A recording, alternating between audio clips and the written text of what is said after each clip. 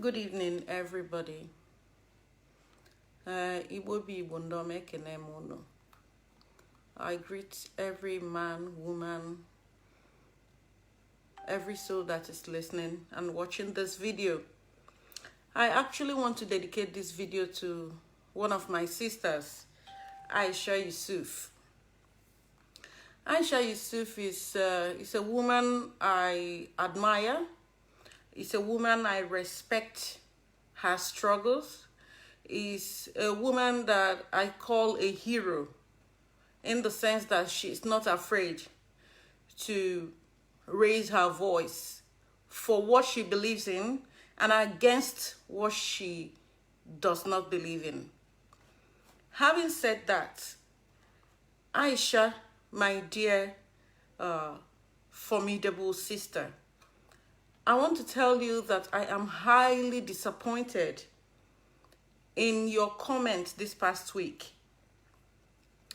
You were reacting to a video or to some videos that you saw in the internet, and you were trying to say that the Igbos do not have any right to destroy the business commodities or cows and cattle of the Fulani herdsmen in the East, citing that they have the right to live anywhere and trade anywhere. And you rounded it up with a little bit of threat that if this happens and that. Well, my sister, I have to say this to you. I would have thought that somebody like you would have been sincere enough to criticize evil, to criticize victimization, to criticize nepotism, to criticize tribalism when it's staring stuck in your face. I would have thought that you would have raised your wonderful, powerful voice when in those states in the north, they target Igbo businesses, destroying thousands and millions of worth of goods, alcoholic beverages. We all saw the video. We all saw the photos, destroying them, saying that alcoholism does not pair with Islam, that Muslims are not supposed to drink alcohol. So, those businesses did not start yesterday. Those businesses have been there, paying their taxes, licensed to operate. Those people that are in those businesses, those Igbos, those Biafrans, those Igbos that are in the north, operating these businesses of alcoholic beverages, have been living in the north for years. They were given permission. They were given a permit. They pay their taxes for years. All of a sudden, they are targeted. Their goods were destroyed in the name of religion. And my sister Aisha, you didn't say anything about it. We saw a video. I still have it in my phone. Just in case you want to verify, you can contact me through this page and I will send it to you privately, where my people were roasted and butchered by your dear so-called Fulani headsmen. We all saw the video. You did not threaten anybody. How can you even threaten them? I mean, you are all afraid of them. We have all been afraid of them for a long time. We said nothing. Since after the civil war, so to say civil war, but since after the genocide that happened in Nigeria, Biafrans have been taking slaps here and there, right, front, center, wherever. We, the Igbos, have been suppressed and beaten to the ground at every slightest chance that anybody gets in Nigeria. We've been taking it. We've been smiling. We shut up our mouths so that we could be likable to the likes of you.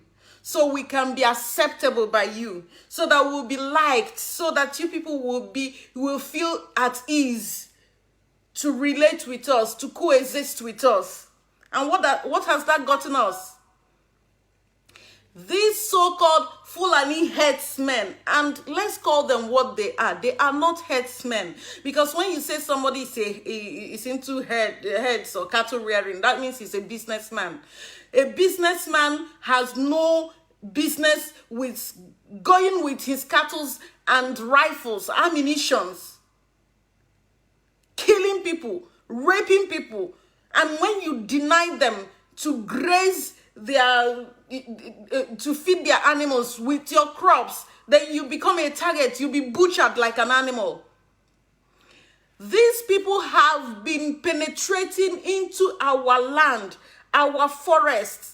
They have been desecrating our land for years. Or do you think that Nigeria, please, Aisha Yesufu, can you respond to my question? Is Nigeria a two-religion country?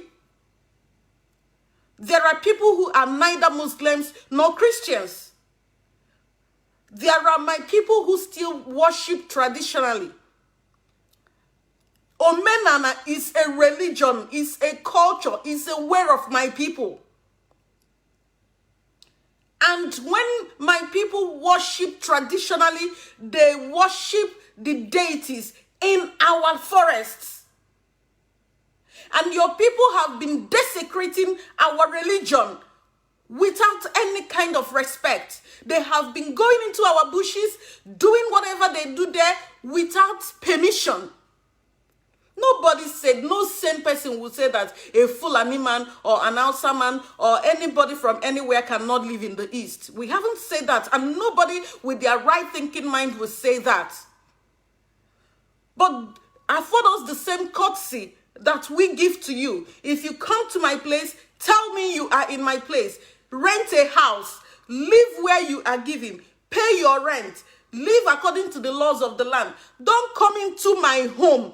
Don't come into my land, the land where our fathers worship our ancestors, and desecrate it, live there as if I don't matter, without permission. So now, if you think you have the right to destroy the source of livelihood of Easterners, of Igbos, who live in the north in the name of religion, the feeling is mutual. We also have the right to destroy the source of livelihood of your brothers who come and desecrate our religion, desecrate our land, disrespect our religious land. Our land, in Igbo land, our land is ancestral, and we do not play with it. If you need to be on our land, we should know. The ones that have been living in our places for a long time now, we know them, they know us. Nobody chased them, nobody beat them, nobody spoiled any of their things. All of a sudden, people get into our lands in the middle of the night, stay there, do whatever we don't know, desecrate our lands, disrespect our religion. And then it's nothing. But you guys can do whatever you like to do in the north. And then when you see one cow killed, you open your mouth and threaten the Igbos. My sister, I dare you.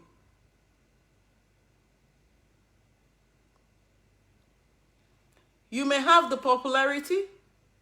You may have the voice given to you by the British or whoever. You may have all the backing. But please, make sure you also have the truth on your side. Make sure you have the truth on your side. It is very, very important for you and the kind of image you're trying to build. If you want to condemn evil, condemn it in totality. If you don't want to condemn evil, please step aside and let people who can do something about it do something about it.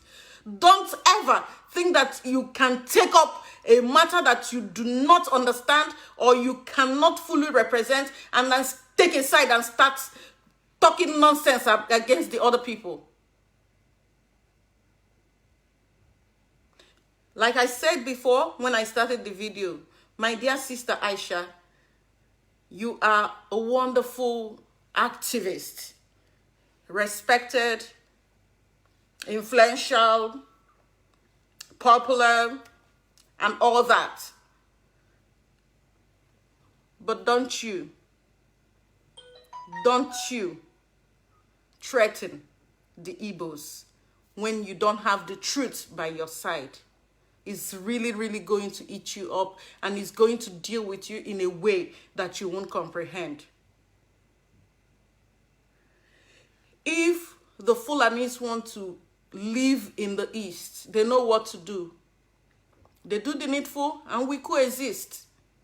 But somebody coming into our worship land, living there, doing things we do not understand, killing our people and pouring the blood of our people on our sacred land, is the highest level of disrespect to our traditional religion. And we have every right to protect it. The same way you think that your government have every right to destroy our businesses in the north in the name of religion. Now, since you have a lot of things in your hand, since you don't have things on your hand to discuss, you don't have issues to pursue, you don't have things to fight against, I think I will suggest to you a case, please. Because 6 Igbo soldiers were killed by your Nigerian government. They were killed the night before Brutai left office. Aisha Yesufu, with your powerful voice, with your influential voice, I call on you, my sister, to please look into that matter and activist it for us so that we can all get justice and we can all be righteous. This is my plea to you. Since you don't have enough in your plate right now to talk about, but you want to talk about Igbo issues, the Eastern zone and what is going on in our place, please, can you also take this one up? Can you ask the world to come and investigate what happened to the 6 Igbo soldiers that were slaughtered by the Nigerian government, so that we can, we can all be in the right path of the, you understand, justice. That's what you represent, right? And for any one of you who is still in doubt, ESN has come to stay, and we all back them fully. We are no longer stupid. We are no longer vulnerable. We are no longer lambs waiting to be slaughtered by any Tom, Dick, and Harry. Since the Nigerian police have chosen to be the enemy of the people, since they have decided to kill the people that they swore to protect, every region is setting up their security outfits. We were not even the first. Others set up and we followed. And now all of you want to die of hypertension. You people should take a very big tramadol and maybe sleep off from there, because ESN is going to wax stronger and stronger and stronger. We are not to be slain anymore. Take that and go back to your whatever, whoever it is that sent you. We are woke. Okay? That's all for now. Please, my sister, help me look into that case, because we will call for retribution.